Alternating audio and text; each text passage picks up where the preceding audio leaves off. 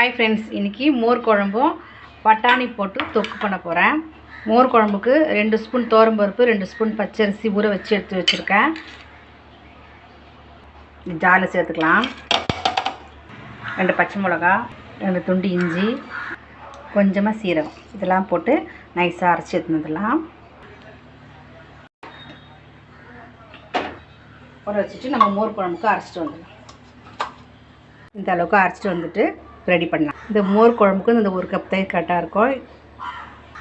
இந்த மோர் குழம்பு காய் போட்டு செய்வாங்க. நான் எனக்கு எந்த காயும் போடலை, வெறும் மோர் குழம்பு மட்டும் தான் செய்வேன். நல்லா கலரி விட்டுட்டே இருந்தோன்னா கரெக்டாக இருக்கும். கொஞ்சம் பெருங்காயத்தூள், கொஞ்சமாக கல்லுப்பு. நல்லா இது மாதிரி கொதித்து வரட்டும். நல்லா கொதிக்குது. அதை கொதிச்சாதான் அந்த பச்சை வாட்டெலாம் போன பிறகு நம்ம மோர் ஊற்றி தாளிச்சிடுவோம். ஊற்றிட்டு கேஸ் ஆஃப் பண்ணிடுவோம்.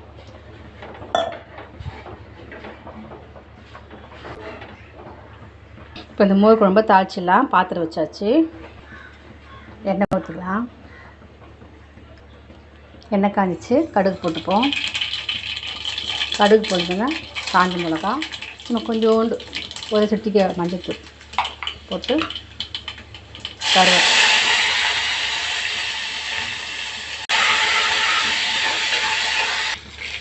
நம்ம இந்த மோர் குழம்புல ஊற்றி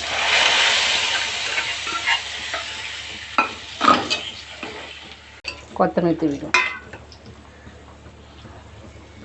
டக்குன்னு ஈஸியான ஒரு மோர் குழம்பு ரெடி ஆயிடுச்சு. அடுத்து நம்ம பட்டாணி தொக்கு செய்யலாம். பட்டாணி தொக்குக்கு சின்ன குக்கரில் எண்ணெய் ஊற்றி கடுகு போட்டுப்போம். கடுகு பொரிஞ்சிச்சு. கருவேப்பிலை போட்டுக்கணும்.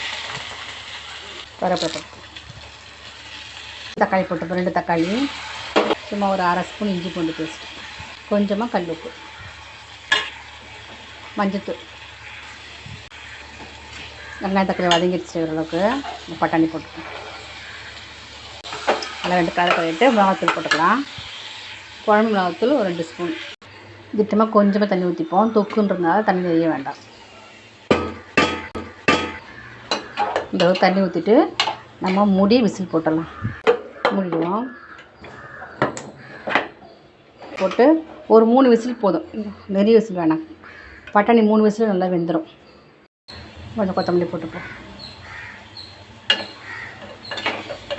எங்கள் வீட்டு சாப்பாடு சுட சுட சோறு, மோர் குழம்பு, பட்டாணி தொக்கு.